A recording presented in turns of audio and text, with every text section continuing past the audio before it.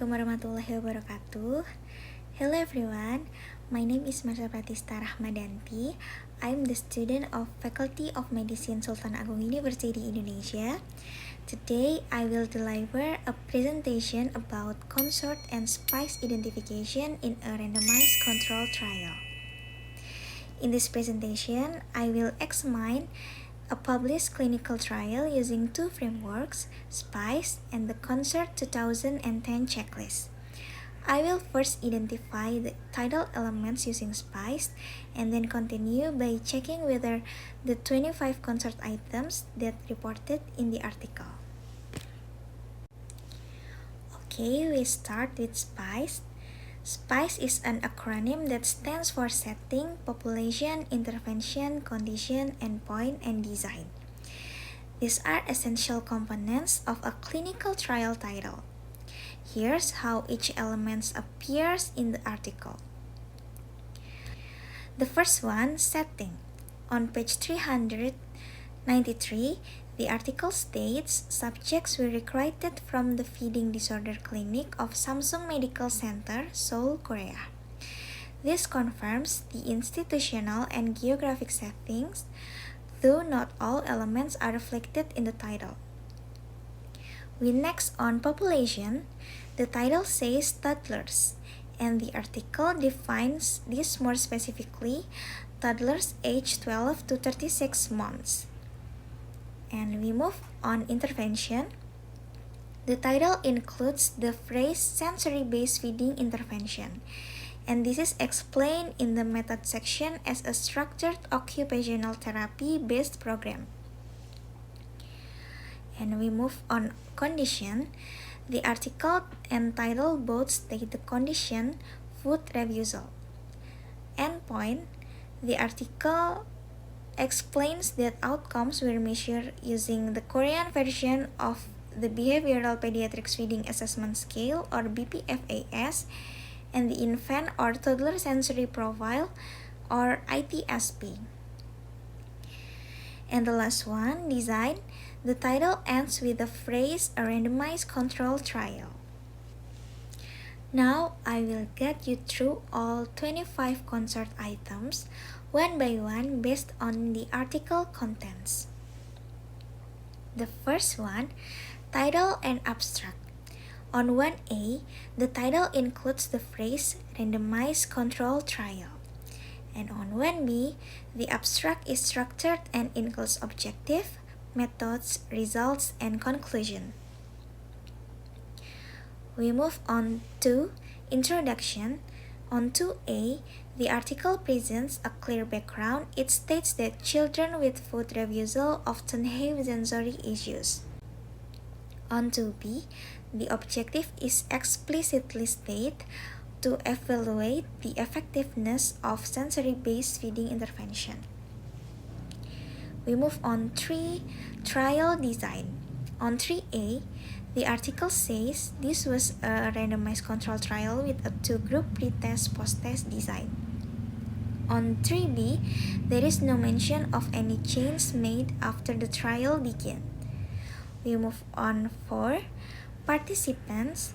On 4A, inclusion and exclusion criteria are explained in the method section. And on 4B, as previously mentioned, subjects were recruited from the feeding disorder clinic of Samsung Medical Center, Seoul, Korea.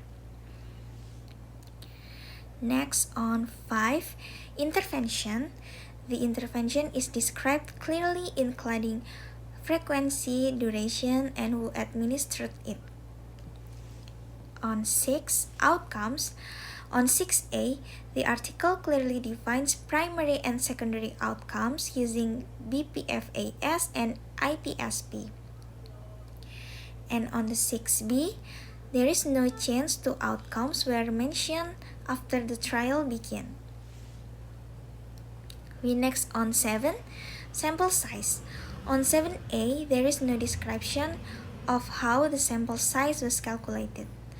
Also on 7B, there is no applicable because on 7A was not reported. Next on 8, randomization. A, The method for sequence generation is described, and on 8b, the type of randomization or restriction like blocking are not mentioned. We move on 9, allocation concealment. Concealment was done using sealed envelopes. And on 10, implementation, there is not reported who generated the sequence or assigned participants. We move on 11, blinding. On 11a, it is described as single blind but unclear who was blind. And on 11b, there is no mention of whether the intervention appeared similar. And we move on 12, statistical methods. On 12a, the article describes statistical tests used. And on 12b, there is no mention of subgroup or adjusted analysis. We move on 13, participant flow. On 13a, tables report numbers, enroll, treat, and analyze it. On 13b, dropouts are mentioned but reasons are not explained. Next, on 14, recruitment and trial end. On 14a, there is no dates of recruitment or follow-up are stated. And also on 14b, there is no explanation of why or when the trial ends. And we move on 15 to 16, baseline and analysis numbers. On 15, demographics and baseline data are shown in the table. And on 16, number of participants analyzed per group is shown in table 2.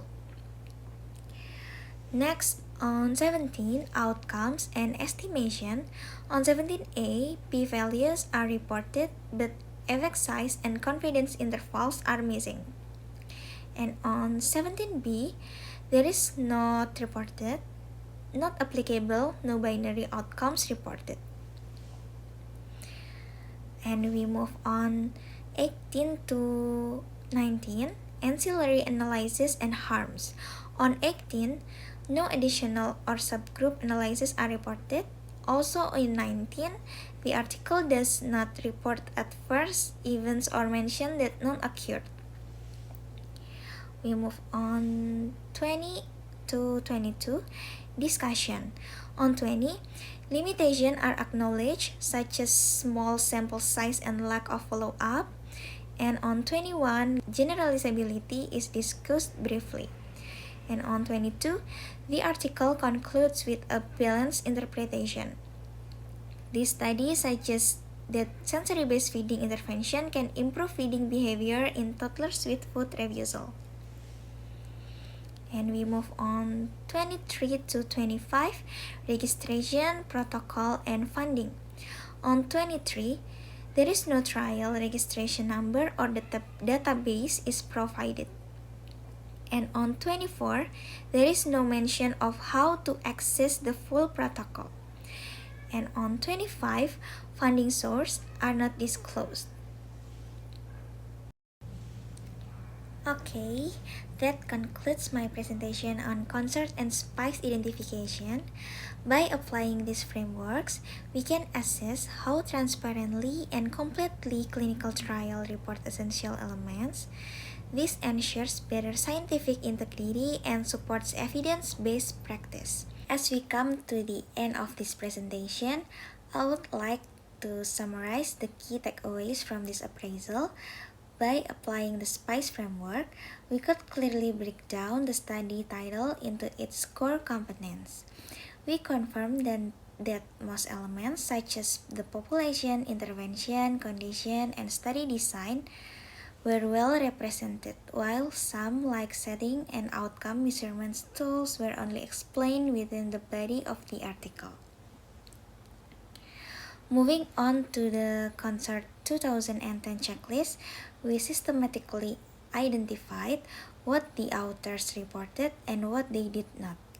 While the article provided strong description for the trial background, intervention, and outcomes, it lacked important, reporting in areas such as randomization implementation, trial registration, sample size calculation, and funding transparency.